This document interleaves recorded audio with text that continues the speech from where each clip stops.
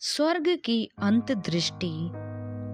भाई डीजीएस दीनाकरन। आत्महत्या से उद्धार तक। मैं उस विनाशक दिन को आज भी याद करता हूँ, अर्थात 11 फरवरी 1955,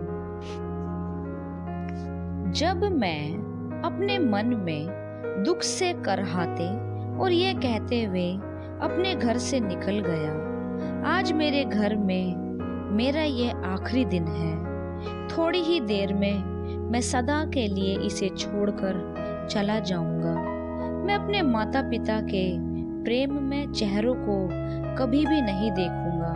मेरे घर के इसी दरवाजे में से, जिसमें से मैं अभी बाहर निकल रहा हूँ, मेरा मृतक शरीर, जो कि पहचानने योग्य नहीं बचेगा, अंदर लाया जाएगा। मैंने अपने हृदय में एक एक्सप्रेस रेलगाड़ी के सामने कूदने का निर्णय लिया था, जो कि मेरे शहर के पास से बड़ी तेजी से निकलती थी।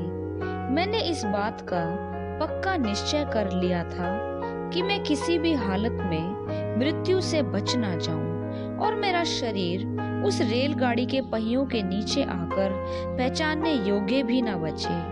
परंतु परमेश्वर ने मेरी दीन दशा में मुझे याद किया और अपने अनुग्रह से मेरे जीवन को बचाने का निर्णय लिया। उसने मेरे एक चाचा को, जिनका नाम एलेक्स जी रत्नम था और जो पुलिस विभाग में कार्यरत थे, नियति के उसी क्षण में मेरे सामने भेजा। हालांकि वे पुलिस विभाग में कार्यरत थे, वे मसीह को व्यक्तिगत रूप से जानते थे।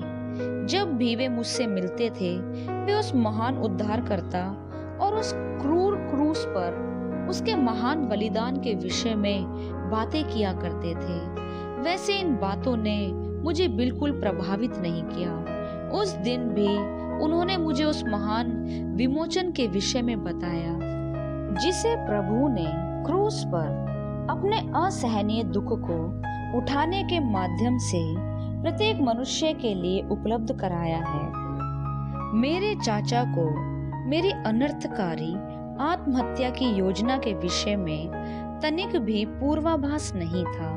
उस विनाशक क्षण में, जब मैं अपनी निराशा के चरम सीमा पर पहुंच चुका था, उनके शब्द मेरे टूटे हृदय के लिए गिलाद में बलसान की औषधि के समान प्रतीत हुए।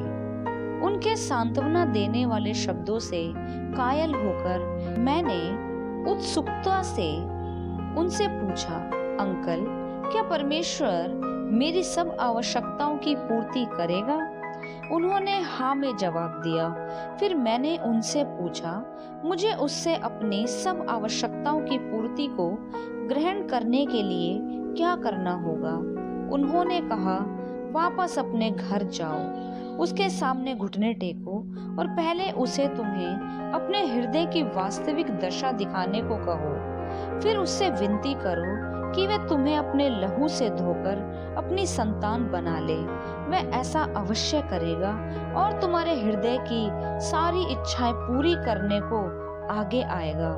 इन शब्दों ने मेरे हृदय को एक नई आशा से भर दिया। मैंने उनकी बातों का प्रयोग करने का विचार किया और वापस अपने घर की ओर चल दिया। जब मैंने अपने घर के एकमात्र बहुप्रयोजक छोटे कमरे में घुटने टेके और मेरे अंकल द्वारा सिखाई गई उस साधारण प्रार्थना को करने लगा, तो मेरे हृदय में कुछ होने लगा। मेरी बंद आंखों के आगे मैंने अपना सारा उद्देश्यहीन अतीत और मेरी दुर्बलता के क्षणों को देखा। वे उसी क्रम में मुझे दिखाए गए जिस क्रम में वे घटित हुए थे। इस प्रकार मैं एक अलौकिक रीति से अपने पूरे कलंकित अतीत को स्पष्ट रूप से देख सका। ये सच है कि मैंने घोर अक्षम्य पाप नहीं किए थे। जो गलतियां मेरी आंखों के समक्ष चित्रित थी, वे आजकल के पाप में भोग विलास की तुलना में नगण्य थी। फिर भी मैं बड़ी दोष भावना के कारण बहुत ही दुखी हो रहा था। जिस प्रकार धर्मशास्त्र का निम्न पद कहता है, और वह पवित्र आत्मा आकर संसार को पाप और धार्मिकता और न्याय के विषय में निरुत्तर करेगा। यूहन्ना 16:8। मैं अपनी बीती असफलताओं पर विलाप करते हुए रोने लगा। मैंने परमेश्वर से विनती की कि वे मुझे क्षमा करके एक नया पवित्र जीवन प्रदान करे। यह लगभग 4 घंटे तक चलता रहा। उसके बाद एक अवर्णनीय शांति ने आकर मेरे हृदय को भर दिया। उस समय तक आए हुए सारे कष्ट, जैसे बेरोजगारी, विश्वविद्यालय की परीक्षाओं में अनुत्तीर्णता आदि, अभी भी मेरे जीवन में होते हुए भी उस शांति ने, जो सारी समझ से परे है, मुझे ऐसा आश्वासन दिलाया जैसे कि मेरी प्रत्येक समस्या हल हो चुकी है और मेरी प्रत्येक आवश्यकता की पूर्ति हो गई है। मेरे उत्साह को काबू न करने के कारण मैं बड़े जोश से दौड़कर अपने कमरे से बाहर आया और चिल्ला चिल्लाकर अपनी माता से कहने लगा, माँ, मैंने परमेश्वर से भेंट की। उनका तत्काल प्रत्युत्तर था, बेटा, तुम्हें मुझे ये सब बताने की आवश्यकता नहीं है। तुम्हारे चेहरे पर की चमक खुले रूप से ये दर्शा रही है। ओह, उस दिन मेरा हृदय कितने आनंद से भर गया। तब से आज तक 52 वर्ष बीत चुके हैं। मेरे अंदर यह उद्धार का आनंद भजन संहिता 51:12 कम नहीं हुआ और यह उस महान उद्धारकर्ता के परम अनुग्रह का परिणाम है।